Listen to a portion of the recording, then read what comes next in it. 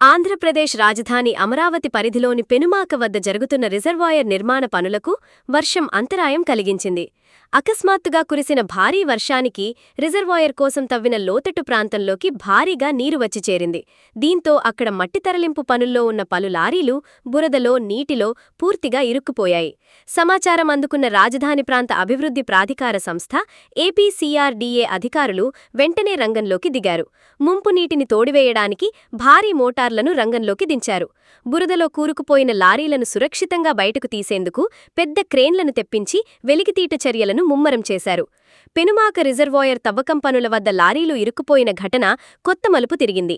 ఇది కేవలం అకస్మాత్తుగా కురిసిన వర్షం వల్ల జరిగిన ప్రమాదం కాదని, భూసేకరణకు తాము పొలాలు ఇవ్వలేదనే కక్షతో అధికారులే కుట్రపూరితంగా ఇక్కడికి నీరు చేరేలా గండికొట్టారని స్థానిక రైతులు తీవ్ర ఆరోపణలు చేస్తున్నారు.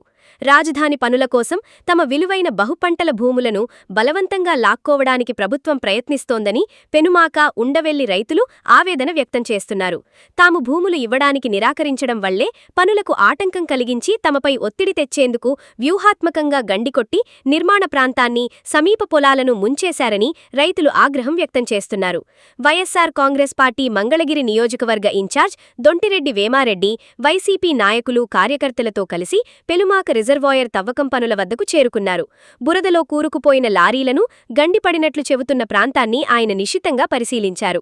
భూసేకరణకు అంగీకరించని రైతులపై ఒత్తిడి తెచ్చేందుకే అధికారులు కావాలనే ఇక్కడ గండికొట్టారని స్థానిక రైతులు వేమారెడ్డికి వివరించారు. లారీల తవ్వకాల వల్ల తమ పొలాలకు, పంటలకు జరుగుతున్న నష్టాన్ని వారు ఆయన దృష్టికి తీసుకెళ్లారు. రైతుల ఆవేదనను విన్న దొంటిరెడ్డి వేమారెడ్డి అధికారుల తీరుపై మండిపడ్డారు. రాజధాని అభివృద్ధి పేరుతో బహుపంటలు పండే పెనుమాక, ఉండవెల్లి రైతుల భూములను బలవంతంగా లాక్కోవాలని చూస్తే సహించేది లేదన్నారు. భూములు ఇవ్వని రైతులను ఇబ్బంది పెట్టడానికే ఇలాంటి చర్యలకు పాల్పడుతున్నారని ఆరోపిస్తూ రైతులకు న్యాయం జరిగే వరకు వైసీపీ తరపున పోరాడుతామని హామీ ఇచ్చారు. చాలా దుర్మార్గం అండి. ఇంతకుముందు రైతు ఆవేదన మీరు విన్నారు. అతను చిన్న సన్నకారు రైతు. ఇప్పుడు రైతు ఎన్నో తరాల నుంచి భూమిని నమ్ముకుని భూమి మీదే బతుకుతారు. మా జీవితాలు అందరూ కూడా రైతు వారి కుటుంబాల్లో. ఆ భూమిని వదులు కావాలంటే అతనికి నవనాడులు కుంగిపోతాయి. మాకు అన్నం పెట్టి మా పిల్లలు అభివృద్ధి చేయడానికి, మా పిల్లల్ని పెంచడానికి ఇవన్నీ కూడా ఈ భూములే మాకున్నాయి. ఆ భూముల ద్వారానే మేము రెండు కాలాల పాటు బ్రతుకుతాం, మా పిల్లల్ని బ్రతికించుకుంటాం, 4 అక్షర మొక్కలు చెప్పించుకుంటాం, వాళ్ళ జీవితాలు బాగు చేయడానికి ప్రయత్నిస్తాం. అలాంటి మాకు ప్రాణపాయమైన ఈ భూముల్ని ఏదో విధంగా కొల్లగొట్టడానికి మీరు చేస్తున్న ప్రయత్నం ఉందే. ఉండవల్లి నుంచి, పెనుమాక నుంచి, ఎర్రబాల నుంచి నిడమర్రు వరకు ఇదే తంతు మీరు చేస్తున్నారు కదా. మీకు రోడ్లకు కావాల్సిన భూములు ఇచ్చారు కదా. ఇంకా భూములు కావాలి, ఇంకా భూములు కావాలని ప్రేరేపించుకొని ఎందుకు రైతులను ఇంత భయభ్రాంతులు చేస్తున్నారు? అంటే మీకు ఇవ్వలేమయ్యా, మాకుంది ఈ 1/4 ఎకరం, 1/2 ఎకరమేనో, దాంట్లోనే మేము ఏదో వేసుకో తిండి తింటామని అంటే లేదు నువ్వు ఇవ్వాల్సిందే అని దాని చుట్టూతో కందకం కొట్టి దాంట్లో ఏమి ఆ పెళ్ళ ఇరిగిపడిపోయి 6 ఎకరం కూడా పోయే పరిస్థితులు వస్తున్నాయి. ఈ విధమైన విధానం కొనసాగితే సామాన్య రైతు బ్రతికేది ఎక్కడ? రైతు గురించి ఆలోచించే నాదుడే లేడు. ఇవాళ రైతు యోగక్షేమాల గురించి నాదుడే లేడు. రైతే రాజు. ఆ రైతు బాగుంటేనే ఇవాళ దేశం సుభిక్షంగా ఉంటుంది, మన రాష్ట్రం సుభిక్షంగా ఉంటుంది. రైతు కంట తడి పెట్టినా ఏ రాష్ట్రం కూడా బాగుపడలేదు. ఈ రాష్ట్రం కూడా ముందుకెళ్ళడానికి ఇతని వల్ల కాదు, ఇతను తీసుకెళ్ళలేడు. మమ్మల్ని అందరినీ ముంచే ప్రయత్నమే చేస్తున్నాడు. ఈ రైతులందరం కూడా మేము మూకమ్మడిగా ఏకమై ఈ 4 ఊళ్ళాళ్ళు కూడా అందరూ ఆల్రెడీ డిస్కస్ చేసి మేమందరం కూడా ఈ కోర్టులను ఆశ్రయించే పరిస్థితి ఉంది. మా వైఎస్ఆర్ కాంగ్రెస్ పార్టీ ఈ రైతులందరినీ ఆదుకోవడానికి మా వంతుగా సహాయ సహకారాలు ఇప్పుడు ఉంటాయని తెలియజేస్తున్నాం. ముందు రోజుల్లో కూడా ఈ ప్రాంతం అభివృద్ధి చెందాలి. బ్రహ్మాండమైన భూములు నాశనం అయిపోతున్నాయి. రైతులు కూడా ఎవరికి చెప్పుకోలేక, వినేవాడు లేక, ఎవరికి చెప్తే ఈ పని వద్దో తెలియక ఎన్ని కష్టాలు పడుతున్నారు. ఇది మంచిది కాదు. కుటుంబ ప్రభుత్వానికి ఇప్పటికైనా కళ్ళు తెరిచి సరైన ఇంజనీర్లను పెట్టుకుంటేనే ఇది అవుతుంది. చిన్న వర్షానికే మీరు ఇంత అతలాకుతలమై పెనుమాక రైతులందరినీ ఇంత ఇబ్బంది పెట్టారే. పైన మొత్తం పెద్ద వర్షం పడి వర్షాకాలంలో పైనుంచి వచ్చే ఆ నీళ్ళు కొండవీటి వాగునంతా కూడా ఏం చేస్తారు మీరు? ఏం చేయబోతున్నారు మీరు? ఇది కాబట్టి ఈ రాజధాని ఎప్పుడు వాటర్ మేనేజ్మెంట్ ప్రాపర్గా చేయకుండా మీరు ఏమి చేయొద్దు.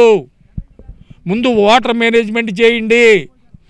ఇది ఎప్పుడో నుంచే సంవత్సరం క్రితమే నేను చెప్పాను, ఇది మురుగుతుంది, వాటర్ మేనేజ్మెంట్ లేదు, సరైన ఇంజనీరింగ్ స్కిల్ ఉపయోగించి ఇక్కడ చేయట్లేదు, ఇది నానా రకాలుగా భ్రష్టు పెట్టి పోయే పని అని చెప్పాను నేను.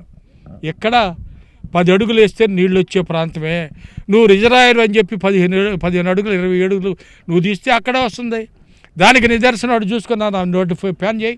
అదిగో అక్కడ ఇసుక జడ్జింగ్ చేసి ఆ ఇసుక గుట్టలందరూ తీసి నువ్వు దీంట్లో నుంచే తీసి వ్యాపారం చేస్తున్నారు. మీరు మట్టిని అమ్ముతున్నావు దీంట్లో నుంచే, ఇసుక అమ్ముతున్నారు మీ వాళ్ళు దీంట్లో నుంచే.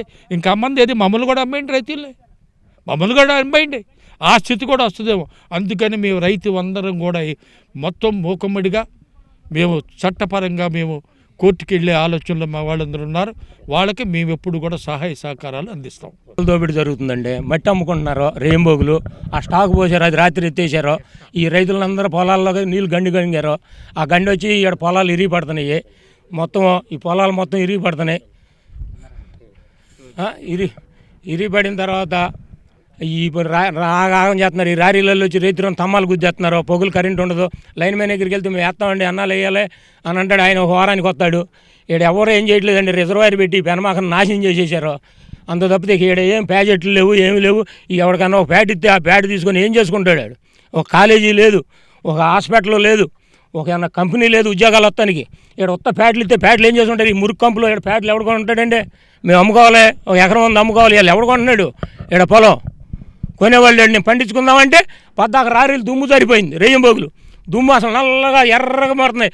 రాత్రి వానబడి అది కారింది. అది లేకపోతే మీరు చూసేవాళ్ళు ఇలా రాత్రి కావాలని గండి కొట్టారు. కాంట్రాక్ట్ గుమ్మస్తాను చెప్పాడండి, గండి కొట్టమన్నారు నన్ను. నేను గండి కొడుతున్నాను వాక్కని. పొక్కులేని ఏందిరా బాబు మాసేలో కొండ వెళ్తున్నావు అంటే ఆడ గండి కొట్టాలంటే గండి కొట్టి ఎమ్మటే బయటకు వస్తాను అన్నాడు. ఇదెట్ట అభివృద్ధి అండి? ఇప్పుడు వాగు నీళ్ళగా నిండిపోయింది. రేపు వర్షం నీళ్ళు ఏడుంటాయి? ఇంకా వర్షం నీళ్ళు ఏడాపుతారు? ఏడ బ్యారేజీ ఉందా? లాకులు ఉన్నాయా? ఏడుంటాయి? వర్షం నీళ్ళు ఏటాపుద్ది? ఈ వాగులో నీళ్ళు, ఈ కృష్ణా నదిలో నీళ్ళు కృష్ణ వాక్కి వస్తాయి, కొండవీటి వాక్కి. ఈ వాగు నీళ్ళే రిజర్వాయర్ నిండింది. వర్షం పడినప్పుడు ఈ నీళ్ళు ఆ నీళ్ళు ఏడ ఉండాలి? ఆ నీళ్ళు ఏడ ఉండాలి? మా చాలలో ఉండాలా? లేకపోతే పెనమాకు ఊళ్ళో ఉండాలా నీళ్ళు? ఈ ఏడుంటాయి? తోటలకి రిజర్వాయర్ అనవసరం అండి. ఇక్కడ పొలాలు మేము వీలేదని మమ్మల్ని ఇబ్బంది పెడతాం, తప్పు. మాకు నోటీసు తెచ్చాడు ఇందాక ఒకడు. 15 రోజుల నాడు తారీఖు వేసి ఎలా నోటీస్ ఇస్తాడండి ఎవడన్నా? 15 రోజుల నాడు తారీఖు వేసి ఎలా నోటీస్ ఇస్తాడు మాకు? భూసేకరణ చేస్తామని చేయమని మేము కోర్టుకు వెళ్తాం. ఎట్టిస్తాడో నోటీసు మాకు? అడ్డుకుంటాం. భూసేకరణ అడ్డుకోకుండా ఎట్టుంటాం? మా పొలాలు బాగొట్టుకుంటాయింది. వాళ్ళ ఆస్తులు ఏమైనా దగ్గర పెడతారు రాజకీయ నాయుల్లో? మేము పోదేనేదేగా. ఆ చంద్రబాబు గారు పొలం ఏమైనా ఇచ్చాడా? ఆయన మాది దెంగ పెట్టుకుంటాం పొలాలు. వాళ్ళు ఇష్టం వచ్చినట్టు తీసుకొని వాళ్ళు ఏం కడుతున్నారో చెప్పరు. ఎవరు సిఆర్డీ ఆఫీస్కి వెళ్తే సమాధానం చెప్పేవాళ్ళు లేడు. ఎవరిని అడగాలి? అసలు ఈ రిజర్వాయర్ తీశారు ఎవరన్నా సిఆర్డీ ఆఫీస్లో చూస్తున్నాడా? ఆ కాంట్రాక్ట్లు కూడా రారు, వాళ్ళు గుమ్మస్తాలే. ఈ పక్కనే మా చేను ఏడే ఉంటాను నేను రేయింబోగులు. ఎవడేడు చూసేవాళ్ళు లేడు. వాళ్ళు ఇష్టం వచ్చినట్టు వాళ్ళు మట్టి అమ్ముకుంటున్నారు. అమ్ముకపోతే మట్టి ఆడబోతున్నారు చెప్పమానండి. కానూరు వెళ్తుంది, గన్నవరం వెళ్తుంది మట్టి. గంగరాజు గారు 50 ఎకరాలు పుడుచుకున్నాడు గన్నవరంలో ఈ మట్టిలోకి వెళ్ళి. ఇంకెక్కడ వాళ్ళు చేసేది అభివృద్ధి? మమ్మల్ని నాశనం చేస్తానికి వచ్చింది గవర్నమెంట్. మేము భూ సమీకరణకి భూములు ఇవ్వలేదండి ఫస్ట్ నుంచి. 2015 నుంచి మమ్మల్ని భూ సమీకరణకు భూములు ఇవ్వమని చెప్పి ఎంతో ఒత్తిడికి గురి చేస్తున్నారు. కానీ మేము వ్యవసాయం మీద మక్కువతో మా 3 పంటలు పండే భూమి కాబట్టి మేము భూ సమీకరణకి భూములు ఇవ్వలేదండి. అందుకని చెప్పి మా మీద ఎలాగైనా సరే భూసేకరణ చట్టం ప్రయోగించి భూములు లాక్కోవాలని ఎంతగా ప్రయత్నించారండి. ఆ రోజుల్లో కోర్టుకెళ్ళి స్టే తెచ్చుకుని 10 సంవత్సరాలు కాపాడుకోగలిగాం. మళ్ళీ రెండోసారి కూటమి ప్రభుత్వం అధికారంలోకి వచ్చిన తర్వాత మళ్ళీ రెండోసారి భూసేకరణ అని చెప్పి ప్రయోగించి మమ్మల్ని ఎలాగైనా లాక్కోవాలని చూస్తున్నాండి. కానీ దానికి మేము ఎదురు తిరుగుతున్నామని చెప్పి ఈ నిన్న కొండవీటి వాగుకి కట్ట తెగ్గొట్టి ఎవరైతే భూములు ఇవ్వలేదో వాళ్ళ పొలాలన్నీ ఇరిగి పడిపోయేటట్టు నిన్న చేశారండి. దానికి మేము రైతులందరూ వ్యతిరేకిస్తే మళ్ళీ ఏదో కట్ట బూడుస్తున్నామని చెప్పి కొంత లెక్క కట్ట బూడిచారు. ఇంకా మొత్తం కొంత లెక్క కట్టలు తెగిపోయి ఉన్నాయి. వాళ్ళు కేవలం రాజధాని భూములకి ఎవరైతే భూములు ఇవ్వలేదో వాళ్ళని టార్గెట్ చేసి వాళ్ళ పొలాలు ఇరిగి పడిపోయేటట్టు చేస్తారండి. చూడండి, ఈ రైతు రాజధానికి భూమి ఇవ్వలేదండి, కానీ అతను పొలం చుట్టూతా 3 పక్కల రిజర్వాయర్ తోమేసి అతను చేలోకి వెళ్లకుండా చేశారండి. ఈ రిజర్వాయర్లో కూడా ఎంతో మట్టి అమ్ముకుంటున్నారు, మైనింగ్ చేస్తున్నారు, ఇసుక కూడా దొరుకుతారండి. ఇక్కడ 10 అడుగులు తీస్తేనే నీళ్ళు వస్తాయండి ఇక్కడ. ఇంకా దాంట్లో రిజర్వాయర్ ఏంటంటే 10 అడుగులు, ఎక్కడో డ్రై ల్యాండ్లో చెరువు తీసి అక్కడ రిజర్వాయర్ పెడతారు, కానీ 10 అడుగుల్లో నీళ్ళు వచ్చే దగ్గర రిజర్వాయర్ పెట్టాల్సిన అవసరం ఏముందండి? మేము కూడా ఈ కుటుంబ ప్రభుత్వం మేము ఒకటే కోరుతున్నాం, మా 3 పంటలు పండే భూమి, మేమైతే రాజధాని పూలింగ్కి వ్యతిరేకం, మేము వ్యవసాయం చేసుకుంటాం, మీ వ్యవసాయం ఉంటామని చెప్తామండి. కొత్తిమీర వేసామంటే 2 మోటార్లు అద్దెకి తెచ్చిన మోటార్లు కూడా ఎత్తుకుపోయారు సార్. అసలు ఏమి పైరు పండించుకోవడానికి కూడా ఏమీ లేదు. నేను కూలింగ్కి ఎత్తానికి సిద్ధపడి సంతకం పెట్టాం. ఒకటి మా ఇంటికి 50 సార్లు తిరిగారు రెడ్డి గారు ఇమ్మని, కనీసం ఇప్పుడు పోతే 50 సార్లు 100 సార్లు పోయిన మా ఇంకా చూసిన మహారాజు లేడు. ఇప్పుడు సిఆర్డీ ఆఫీస్ వాళ్ళు, కలెక్టర్ గారు కానీ, మామూలుగా అక్కడ పనిచేసేవాళ్ళు కానీ, సర్వేరు కానీ ఎవరైనా సరే మా ఇంటికి వచ్చి రెడ్డి గారు మీ చేయని ఇవ్వండి, మేము చక్కగా ప్యాట్ ఇస్తాం, మా అబ్బాయికి ఉద్యోగం అన్నారు. కనీసం 9 నెలలు అయింది మేము ఇచ్చి. ఉద్యోగం సంగతి దేవుడు కనీసం ప్యాట్ కూడా ఇలా నువ్వు కోరుకున్న కాడ ఇస్తామన్నారు. మొత్తం 8 మంది రైతులు పోతే 27 ఎకరాలు ఇచ్చాం మేము. ఈ మొత్తం ఆడొక 4, అది ఒక 3, మాది 1 ఎకరం. అసలు ఇంత మట్టుకు అసలు ఇచ్చిన మహారాజు కూడా లేడు. ఇప్పుడు నేను కూలింగ్ సిద్ధంగానే ఉండి ఇస్తాను, నా ప్యాట్ ఇవ్వమని ఇచ్చేస్తాను, నేను ఇప్పుడే సంతకం పెడతా వాళ్ళకి. అసలు ఎవరన్నా ఒక్క మహారాజు నారాయణ గారు ఉన్నాడు, ఎప్పుడన్నా రిజర్వాయర్ ఉంది, మరి ఎట్లుండారు రైతులు, ఏంది అబ్బాయి మీ సమస్యలు ఏంది, మీరు ఏం చెప్పదలుచుకున్నారు, ఏందా అని మాట్లాడారా? లేదు సిఆర్డీ ఆఫీస్ కాడికి వస్తాను నేను.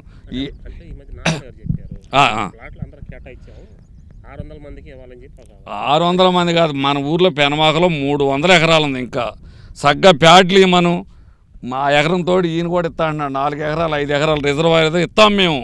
అసలు కనీసం ముందుకు వచ్చిన మహారాజు లేడుగా. అసలు ఒక్కళ్ళు అన్నా వచ్చి నారాయణ గారు కాదు, మన ఎమ్మెల్యే గారు లోకేష్ గారు, అసలు ఏంది పెనమాకేంది, మరి ఆ పొలం ఆగటం ఏంది?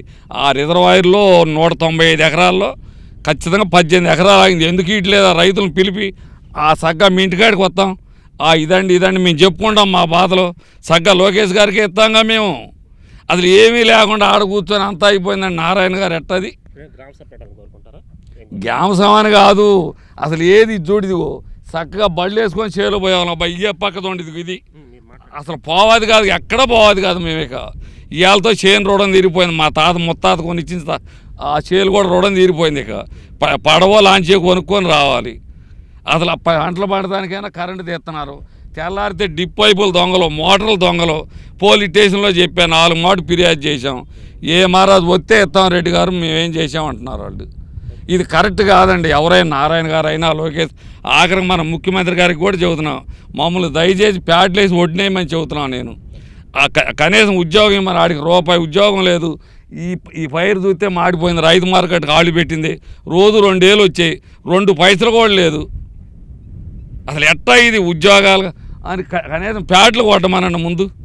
అసలు ఎవరు మమ్మల్ని గురించి పట్టించుకునే నాదుడే లేడు.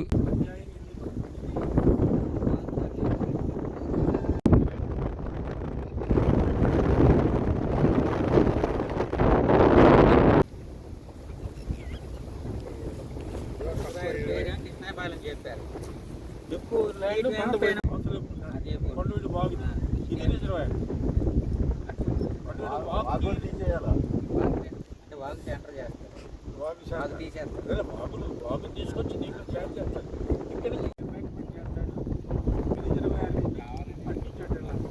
అక్కడ పంపులు ఏదైనా తల్లి ఒకేసారి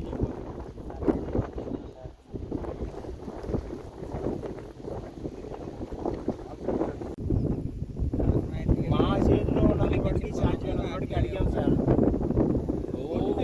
అది మీరు పంపించాలి.